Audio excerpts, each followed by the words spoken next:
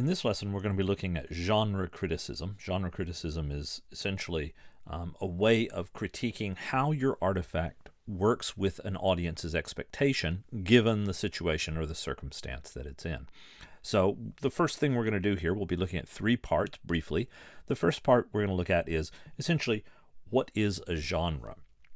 Most of us have a sort of intuition about what a genre is. We know what to expect.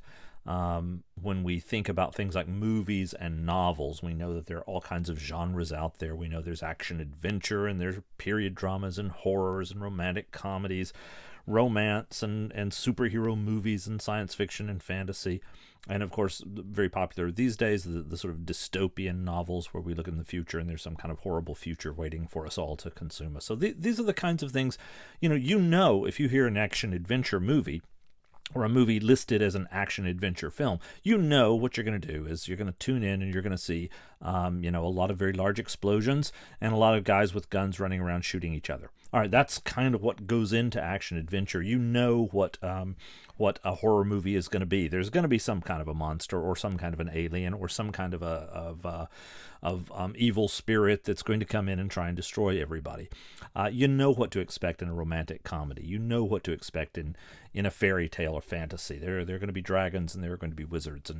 And so, I mean, these are the things that we have built into us. We know we feel instinctively what's in those things, but obviously we don't know instinctively, right? That's not what's gone on at all. What has actually happened is a genre is a pattern of expectations that we have been taught to look for. So that's the crucial element. We've been taught through experience and just hanging out with other people. We figure out that's what's involved in genres. That's what goes into these different genres in movies and novels and so forth. Now, we are taught these expectations, and we recognize them pretty easily in novels, and we recognize them pretty easily in films, of course. But the thing that we have to recognize also is that just like there are genres in movies and books, rhetoric has its own set of genres as well. We can think about certain specific sets of expectations that come to us because we know a certain setting, a certain kind of presentation is out here in front of us. To give you just a sense of what some of those are, we know what to expect when there is a State of the Union address. When the president is going to stand up and address Congress, we know that there are going to be certain things that will happen. When you have a public apology, a campaign announcement, a sermon, graduation speeches, all of these come with their own sets of expectations. We know what to anticipate. We're going to go into a graduation speech, and we're going to hear somebody talk to us about their life lessons and about how valuable it is to keep looking ahead, or how bright our future is going to be, or how important it is to keep learning. And all, I mean, those are just the set pieces that go into the graduation speech. All right, we know that when a candidate gets up and they're going to announce that they're going to run for an office, we know that campaign announcement is going to talk about this candidate's honest connection to the American people or to their local community if it's a local election. They're going to talk about how they are part of this larger community, and they're going to talk about how they're uniquely qualified to offer their service. That's what their announcement is going to do. These are the things we have been taught to expect. So in a nutshell, that's sort of what genre is. It's those expectations. And we have been given those expectations, and we are going to use the expectations we have been given to look ahead and to engage in rhetorical criticism. And that brings us to part 2. Just a quick view of genre criticism in terms of its history and its context. As with most things in our field, we trace this back to Aristotle, who shows us, of course, in his rhetoric that he's thinking of 3 particular kinds of rhetoric, that is 3 genres, 3 types of rhetoric that set up certain expectations. The first is what he calls forensic. We talk about it as judicial rhetoric. Basically, his mark of this kind of rhetoric was that it was based on the idea of the past, and it focused on past actions. We raised questions about whether or not that thing in the past, is that true, or is it false? Is it probably true? Those are the kinds of questions that forensic rhetoric dealt with. So the genre of forensic rhetoric dealt with past ideas or actions, things that occurred in the past, and we ask whether or not there is truth to that action. Is that what really happened, or is that probably what happened? Those are our basic understandings. The second genre that Aristotle sets up is political or deliberative. He focuses there on future.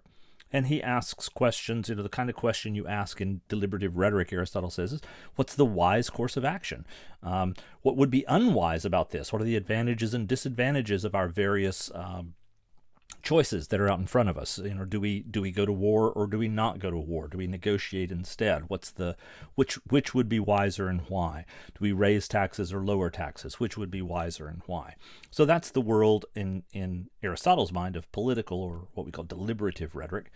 And finally, of course, Aristotle introduced that sort of epideictic category, which is just celebrative rhetoric, and the emphasis here is on the present. And present actions, present values, present personalities are celebrated, they're championed, they're praised, sometimes blamed, but basically we set up here and we celebrate the sort of hierarchy of values that are part of our culture and part of our way of looking at the world. So Aristotle kicks this off, and shortly after Aristotle, there is a school of rhetoric down in Alexandria. And the Alexandrian school begins to study, okay, given these various genres that have been outlined and the subgenre, they know that there are divisions within each of those genres. They begin to say, okay, so what kind of rhetorical style would match up with each of those genres? And they begin to ask that question. The thing about that was, it very quickly leads to an emphasis, a focus on style per se. All right, when we come to the next major person in genre, Hermogenes of Tarsus, is absolutely captivated with the idea of style, and it is the dominant thought, the dominant quality of rhetoric in Hermogenes' thought. So basically, he begins to think of various styles as the way to classify rhetoric and to do criticism. So you study what styles, what the various kind of rhetorical styles and stylistic devices are accomplishing in any particular artifact. Okay, those styles are tied to very specific emotional responses and effects, and that is really the major focus that you will get through the last part of the classical era. So here's Aristotle. The generation after Aristotle is the Alexandrian school, where style and genre is sort of tried to they try to find the overlaps in style and genre and the most effective style and genre overlaps. That is followed then a couple of centuries later by Hermogenes of Tarsus, who becomes absolutely fascinated with the idea of style per se. He begins to think of style as a way of making arguments, in fact. All right, so the next major transition that we'll come to after Hermogenes of Tarsus happens in the medieval era. And here we're watching rhetoric expand into some new forms. So once the Roman Empire disappears and falls, particularly over in what you and I would think of as Western Europe in our contemporary thoughts, then rhetoric is still flourishing. It's still doing okay, but the genres in the medieval era begin to change and expand. So this is the first place that we really begin to focus on, for example, preaching, with all kinds of different subcategories in preaching. There are Franciscan, there are Dominican, there's scholastic sermons. There are all kinds of different preaching, and the preaching that goes on here in this tradition, as Christianity is spreading and as Christianity is sinking roots deeper into Europe, preaching is the primary way in which the idea of culture is carried on. It's propagated throughout medieval Europe through these preaching traditions, and that becomes one of the major aspects of rhetoric in the Middle Ages. They study preaching inside their churches, inside the sermons.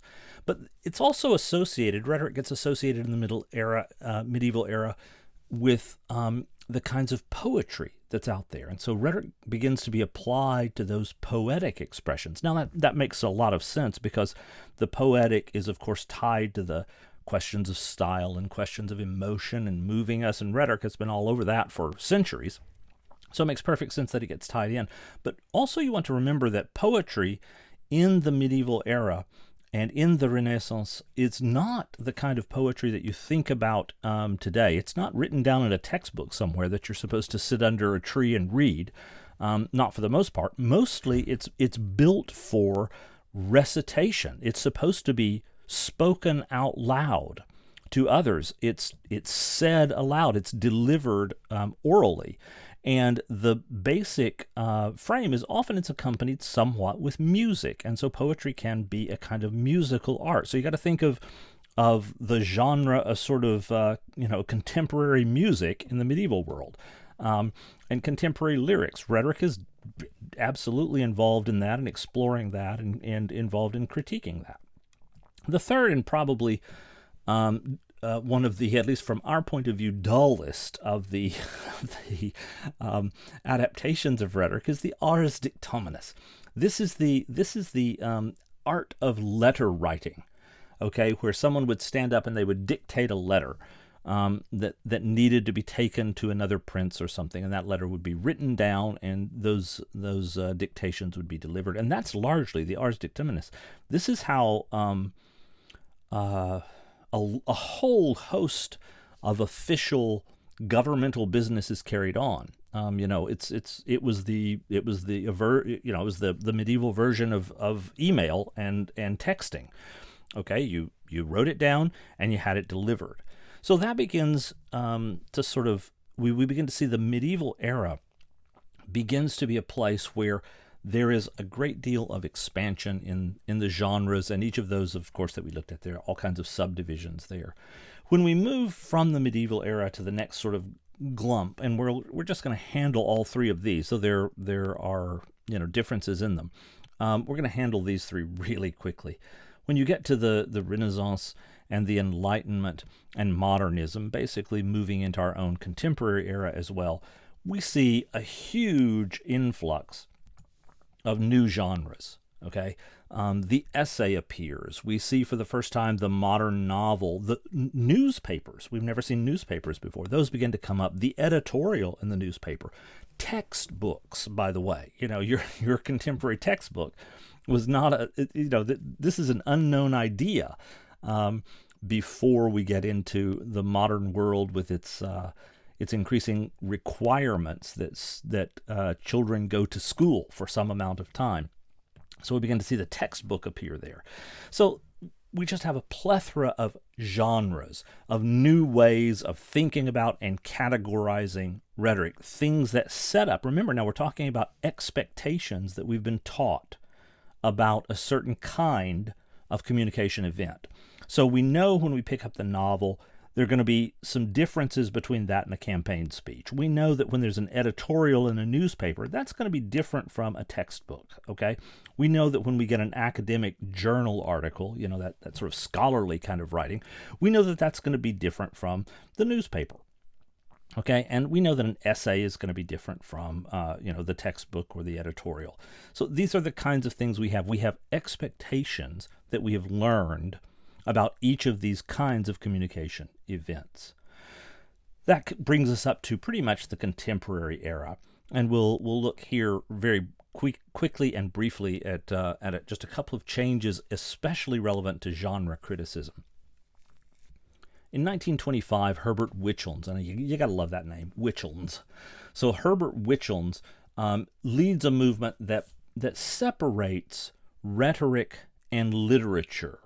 Okay, it pulls rhetoric out of the world of literary studies, where it had been bogged down since the Middle Ages, because basically in the Middle Ages, virtually everything is written, right? Everything is written down to transport around, and they become a very, very bookish culture in the Middle Ages. So rhetoric gets increasingly associated with written texts. Okay, when the modern world explodes, rhetoric is still rooted in written texts, but Wichels in 1925 says, hey, there's something that's kind of different between literature and this world of rhetorical communication, where people are talking to one another and trying to persuade each other and trying to build human convictions. There's a difference there. And we want to pull rhetoric out of the world of literary studies. So that's where our discipline of communication studies separates, and it gets its modern feet under it in 1925. 40 years later, 1965, we see Ed Black. Between 25 and 65, over those 40 years, the world of communication was actually dominated by a single method, which we've talked about. We talked about Neo-Aristotelian criticism, and the way Neo-Aristotelian criticism was done is simply appalling. It's horrible. it's the kind of rhetorical criticism that nobody would ever want to do. It's just really thin stuff. They're working on it, and they find ways to adjust it and adapt it a little bit in these 40 years. But for the most part, Neo-Aristotelian criticism, and by the way, Neo-Aristotelian criticism, just to reemphasize, isn't very Aristotelian. Aristotle had much more depth and much more nuance in his understanding than the people from 1925 to 65 gave him credit for. But in 1965, Ed Black writes a book, Rhetorical Criticism, A Study in Method. And in that book, he says, hey, this Neo-Aristotelian thing, this is just not getting us anywhere. It's time to think again about how we are going to do rhetorical criticism. And in the way he introduces this, it is simply and fairly just devastating to the Neo-Aristotelian method. And that had been almost the method in the broader field of communication up until 1965. And in 65, it comes tumbling down like the house of cards that it was. And so people begin to look for new ways to think about doing rhetorical criticism. That's where all of our many, many methods that we've talked about come from today. So Black introduces a lot of different approaches that he thinks might vie for that role as teaching us how to do rhetorical criticism. And one of the methods he talks about there involves understanding genre. A few years later, Lloyd Bitzer, who is Black and Bitzer collaborate in a number of studies, Bitzer writes another piece where he lays out a very strong theoretical view about how genre functions and how it works. And so that begins the process for us in terms of understanding genre in a powerful way. The real kicker in genre criticism comes in 1976.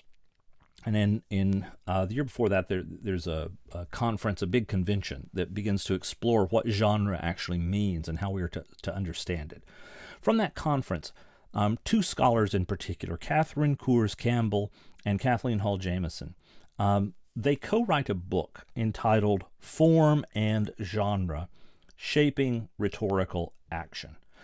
And that book is what sets the stage for a vast explosion of generic criticism or genre criticism, new ways of thinking about how we're going to categorize and understand our expectations about rhetoric.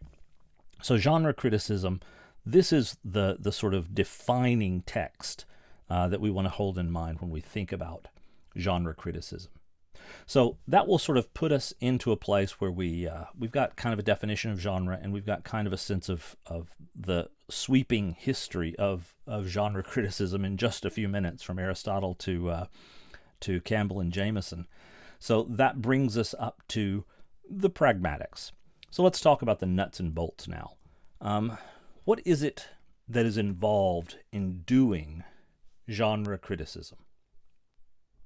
Well, we're going to look at basically the steps of genre criticism, and we're going to start with what's known as generic description. Now, it's important to understand that when we talk here about generic description, we're not necessarily hearkening back to that description part of analysis of doing rhetorical criticism that we've talked about. You know, we've said you have to describe your artifact, then you got to analyze your artifact, then you got to evaluate your artifact or interpret your artifact. Okay, the description we're talking about here doesn't necessarily overlap with the description of your artifact. In fact, this isn't about your artifact at all. This is about the genre to which your artifact belongs. And you're about to lay out in generic description, you're going to lay out the set of expectations that go with this genre. So what you're describing is the set of expectations that this genre calls up. The second I realize I'm watching a zombie movie, my expectations about how this is going to move ahead change, right? Because if it started out and I couldn't tell whether it was going to be, a romance, or a character drama, and then I discover it's going to be actually a zombie movie. Okay, the second I know I've got a zombie movie, my expectations about how this is going to happen will change. All right, so we're describing the generic expectations, the expectations that this genre brings to this event. Now, those expectations, that description, that the definition, if you will, of the genre, it may already be out there, okay? It could already be established. We've already said, look, in rhetoric, we know we've got all these kinds of genres that are out there. We know what they are. We know we've got the eulogy and we've got the campaign speech and the State of the Union, all that. You don't have to reinvent the wheel. All you got to do is go out there when you're doing a genre analysis. You start step one, this genre description. You're going to go out and you're going to say, hey, I'm looking at a State of the Union. Here's what the research says a State of the Union address is supposed to do. Here are the expectations set up by this genre. And you just list them. That's all you do. Find your graduation speech expectations. Find the public apology expectations. And that's what you're out for. Okay, so your goal there is simply to describe the expectations. Now, it's fair to say, and we just want to take a really quick glance to the side here, a small digression. It's fair to say that a critic in genre description, a critic may end up defining a new genre. They may invent their own genre. Now, if you're going to go that route, let's be clear. That's a much larger study than is going to happen in a class paper, right? But if you want to know, here are the basic steps for establishing a certain specific kind of genre. The first thing you got to do is you got to go out and you got to put together a whole bunch of artifacts that seem to occur in a similar setting. Then you focus on that setting and you say, what are the unique qualities about this setting? What makes this situation, this circumstance, this setting unique? All right. Once you got that, you say, okay, here's the kind of setting that we're looking at. I've got a situation that is unique and different from other situations. Once I know what the difference is, I define that and I set it out. But we're still talking here about the settings themselves, not the artifacts, okay? Once we know what is unique about this setting, we're going to go through the artifacts and we are going to find the similarities between the artifacts that occur inside this unique setting. So first I find a unique setting with lots of artifacts that I can explore. And then I go through and I say, hey, look, all these artifacts have these similarities in them. Then, of course, the next thing I'm going to do is I'm going to say, and look, the artifacts in this unique setting, they're very different from the artifacts that are outside of this setting. So they have unique qualities. Just like the situation, the setting is unique, I discover unique qualities within the artifacts. And then I list those unique qualities, and I say this is why this is coherent, and that's how I make a brand new genre. So if you ever want to go out and make your own genre, there you have it, okay? New genre just for you. The important thing, however, is that, in essence, the generic description is going to note the characteristics that define this genre. That's what you're doing in step one. What genre are you working with? What are the unique qualities that define that genre? So that's your first step, characteristics that define the genre. The second step in doing a generic analysis is this idea of generic participation. Now, generic participation is where we go through the step of outlining the qualities of our artifact. So we look at unique aspects of our artifact. Now, this sounds probably a little bit like what we have said you do in the step of description in the overall critical enterprise. And the truth of the matter is, it is. If you're going to write a generic analysis, you often will describe the situation in the context, right? You'll describe the context. Then you will go into your generic description, your description of the expectations your genre sets up. Then, when we get to this second step of analysis, where we're doing generic participation, we go into a much larger description. We've obviously talked about our artifact in the opening a little bit, probably, but here we come to a much larger consideration of the artifact itself. We outline the qualities of that artifact. Now, while we're doing that, we are thinking particularly about how those artifacts, how those qualities in that artifact make it a member of the genre. How do the qualities that are present participate in the expectations of this genre? So here are the expectations the genre sets up. Here's my artifact's qualities. How are they participating? How are they cooperating? How are they coming together? Now, when we do this, one thing that or two things that we especially note. All right, we are especially interested in this process of generic participation in discussing the mechanics, the specifics, the details about the how in terms of the artifact fulfilling the expectations. We want to get careful, clear, detailed description of how the artifact fulfills the expectations set by the genre. But we also most especially want to know how the artifact fails to fulfill those expectations. We want to know where the artifact did not do what was expected. Now, obviously, if the artifact does not do anything that's expected, then it's not participating in the genre at all, and we don't have any paper to write. But an artifact that mostly fulfills these expectations in some way that we analyze and look at very carefully, but then doesn't do something else, it fails to do something else, that we especially want to notice. So, if I am listening to a public apology by an official, okay, we know that officials come out, we know they make apologies all the time because they do stupid things. All right, when an official comes out and makes offers an apology, a public apology, then that public apology is supposed to follow certain aspects, certain patterns. It's supposed to contain certain things, and we know all that from our generic description. We know that this artifact is, since it is an artifact that is going to offer a public opinion, that's going to offer a public apology, it's going to have certain expectations from us. What if the apology does all of those but one?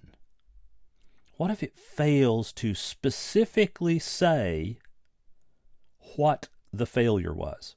Because that's what it's supposed to do. One of the expectations of an apology is that you specifically state, I did this. I know it was wrong. I realize it has hurt or harmed or been unpleasant for people.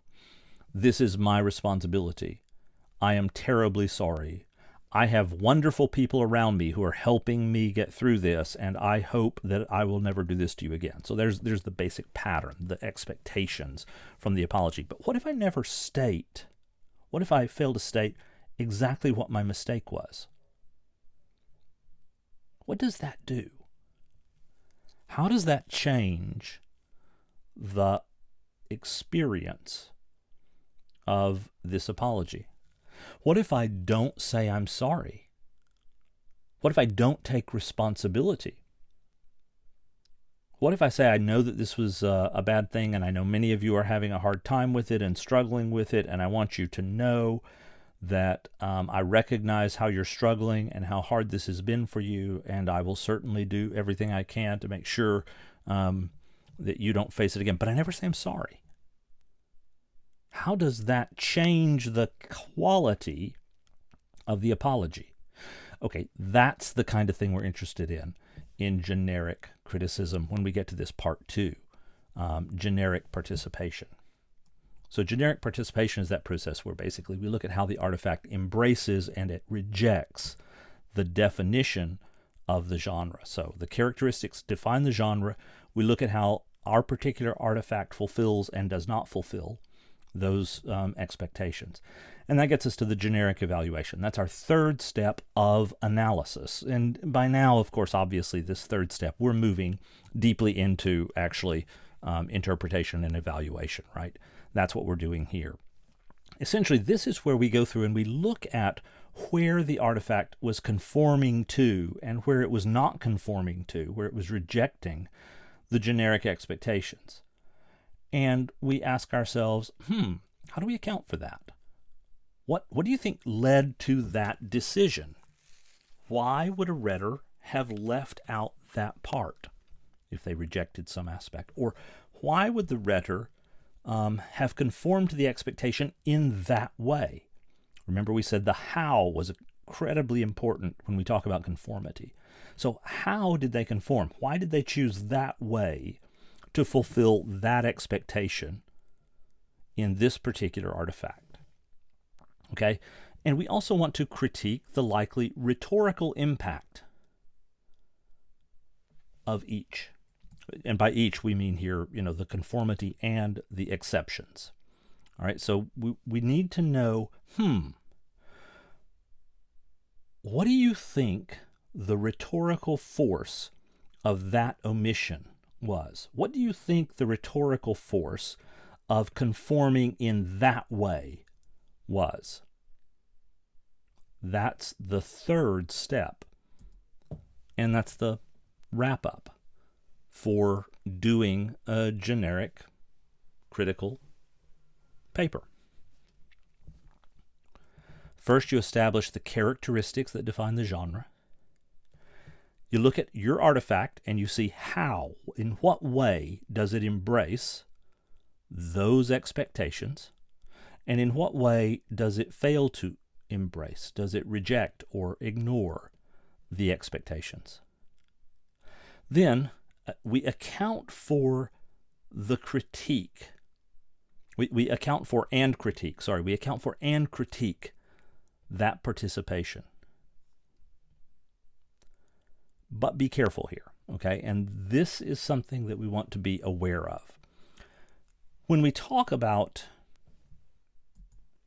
essentially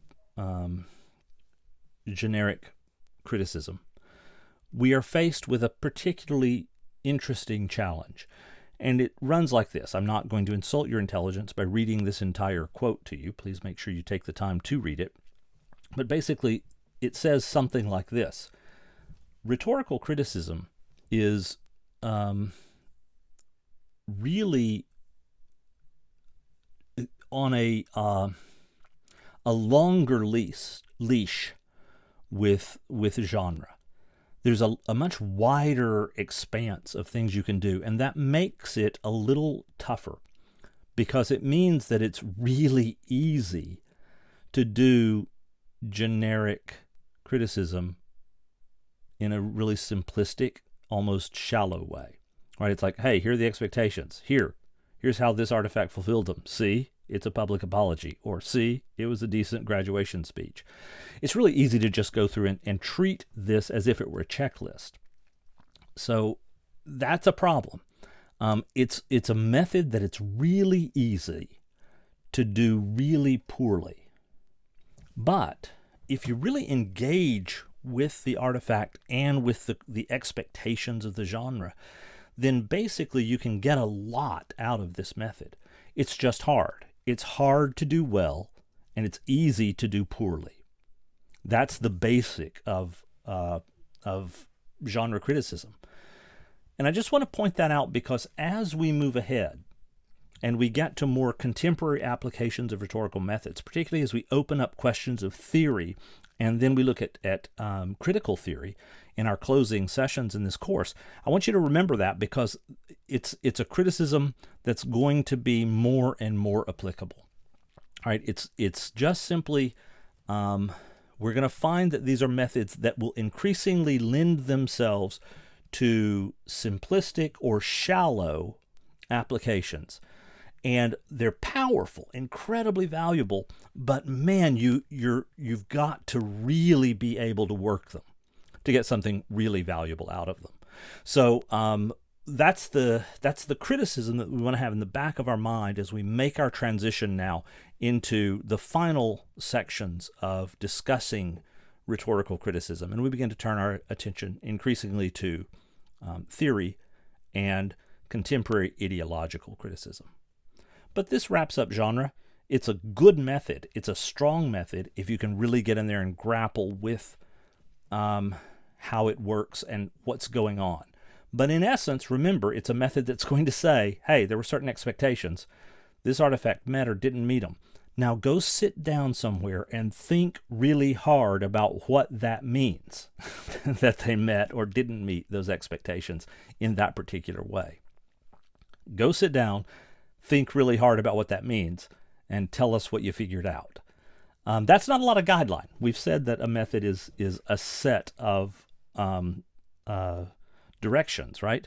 So your method is supposed to be a set of directions about how to do a good review and think clearly in a systematic way about your artifact. Well, the directions you've got here are go think hard, all right? Okay, well, that's great, but not exactly detailed. That's what you're going to find. Increasingly, we're going to find ourselves with methods where it's, hey, go think really hard about this and tell us what your insights were. Not exactly detailed step-by-step instructions. Powerful in the right hands, but as you can imagine, really easy to end up with something really shallow. So that's the caution about this method genre. And it's a caution we want to have sort of hanging around the back of our mind as we talk about our next few methods as well.